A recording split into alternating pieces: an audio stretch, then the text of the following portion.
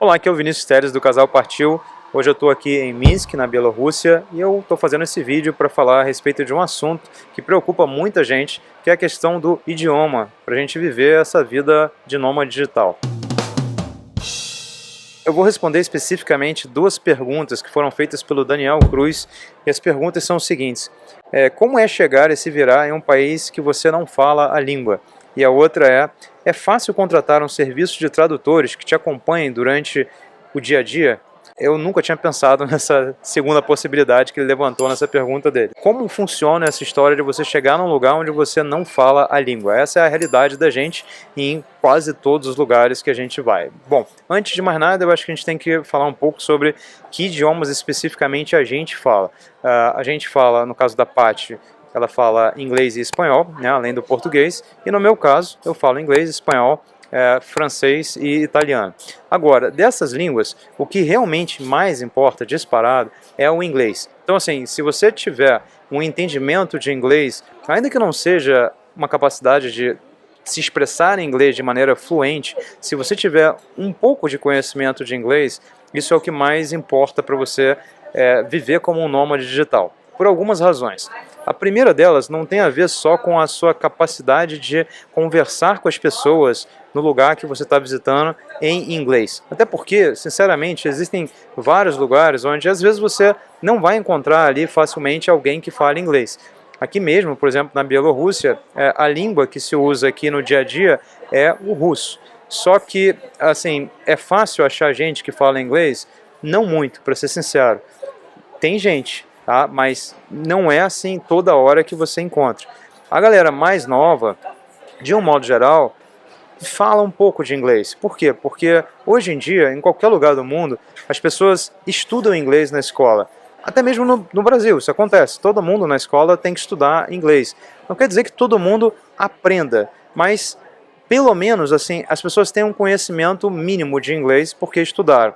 Isso se aplica aos mais novos. A galera mais velha às vezes não, porque vem de uma outra geração, quando o inglês ainda não era uma coisa obrigatória, e aí tudo bem. Mas a galera mais nova, em quase todo lugar do mundo, tem um domínio ainda que mínimo de inglês. Só que a razão de você ter que saber inglês não é só essa. Existe uma outra que é talvez até igualmente importante ou até mais importante. Tem a ver com as pesquisas que você faz antes de chegar no seu destino. Então assim, quando a gente está indo para um lugar novo, eu tenho que pesquisar muita coisa a respeito daquele lugar, a respeito das acomodações, da melhor forma de chegar até lá, do melhor transporte, o que vai ser mais conveniente, quais são as coisas que tem que fazer lá. E a maioria dessas coisas acontecem em sites que são em inglês. Porque assim, não é que não tenha informação em português, ela existe, mas de um modo geral há uma riqueza muito maior de informação em inglês. Então me ajuda muito o fato de eu poder ler os textos em inglês para fazer essas pesquisas. E não é só isso. Quando eu, por exemplo, alugo um apartamento, eu tenho que negociar o valor do apartamento com a pessoa. Esse processo de negociação, invariavelmente, também acontece em inglês. Então, existe uma troca de mensagens, onde eu faço toda uma explicação de por que eu estou pedindo aquele desconto, a pessoa vai dar a resposta dela, e assim por diante. Existe um vai e vem, onde, nesse processo, é relevante falar inglês. Você, claro, até pode tentar fazer esse tipo de coisa, usando, por exemplo, um tradutor, tipo o Google Translator da vida. Inclusive aqui na Bielorrússia, quando a gente chegou na primeira cidade que a gente ficou, que foi Brest, eu não fiz exatamente uma negociação, mas o meu contato básico com a proprietária teve que ser através de Google Translate, porque ela não falava inglês muito bem. Mas beleza, quando você quer realmente negociar, essa capacidade de falar inglês faz toda a diferença. Bom, agora, na verdade, no dia a dia, existem sim situações em que, mesmo com o inglês, a gente não vai conseguir se comunicar com a pessoa.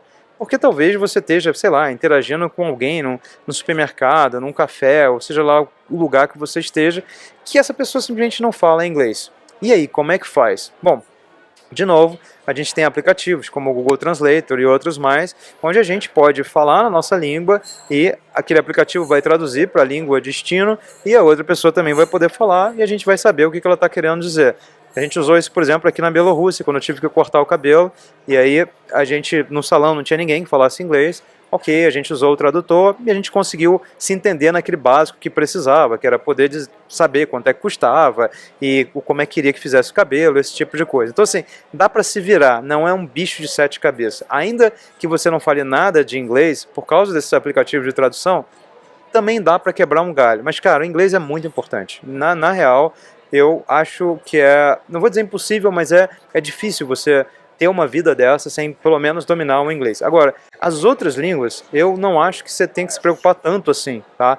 É claro, é curioso, porque na Europa Ocidental, mesmo países assim com um bom nível de desenvolvimento, tipo França, Espanha, poxa, Itália, os caras normalmente não falam inglês muito bem não. Então assim, se você fala a língua local, ajuda.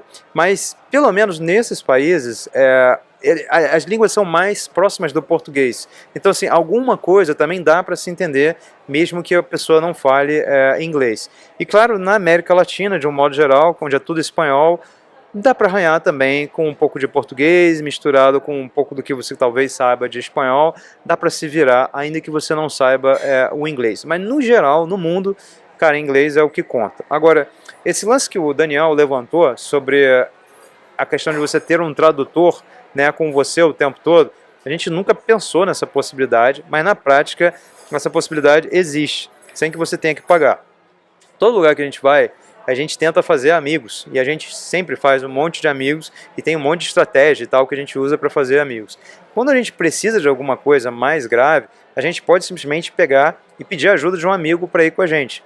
Teve uma situação, por exemplo, em Sofia, na Bulgária, onde a Paty fez um exame, ela descobriu que tinha uma hérnia, né, no pescoço, e por conta disso ela ficou preocupada, porque o cara no hospital falou que o ideal seria ela operar, não sei mais o que, parará. A gente ficou assim naquela situação de insegurança, e a gente falou com um amigo nosso, ele falou assim, cara, eu conheço um médico muito bom que trata desse tipo de coisa, vamos lá conversar com ele, a gente vai junto, eu faço a tradução para você e tudo mais, e assim foi. Então, assim, nessas horas em que de repente você precisa de alguma coisa mais crítica ali do lugar, se você tiver amigos, os amigos vão te ajudar, porque para eles é trivial, assim, traduzir as coisas para você, não tem problema nenhum. Da mesma maneira que você provavelmente faria o mesmo por ele no Brasil se ele precisasse de ajuda. Então, o importante, eu acho, é você fazer bons amigos. Se você conseguir fazer bons amigos, você vai ter alguém que possa traduzir as coisas para você. Agora, para fazer bons amigos, também é importante ter o raio do inglês, porque as pessoas no lugar que você vai visitar, quando muito, vão poder conversar com você em inglês. E você só vai conseguir estabelecer uma amizade e tudo mais se você puder levar uma conversa nesse idioma. Então, essa é a situação, tá? Viver num lugar onde você não fala o idioma é esquisito, eu não vou negar. Não tem só o problema do idioma, tá? Existe também o problema do alfabeto. Por exemplo, aqui mesmo o alfabeto é diferente, não é o alfabeto que a gente está acostumado no Brasil.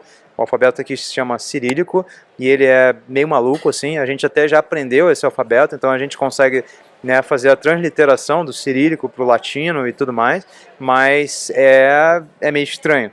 Agora, existem outros alfabetos que pra gente são completamente assim, alienígenas, então a gente não sabe nada que é tipo árabe, chinês e sei lá, coreano e mais uma série de outros, onde esses, quando a gente olha assim, tem zero conhecimento do que está rolando, e é bem esquisito isso. Mas, de novo, os aplicativozinhos também, hoje em dia você pega, aponta assim o celular e tem um negócio que está ali escrito num outro alfabeto, num outro idioma, e ele mostra para você o que aquilo dali significa em português.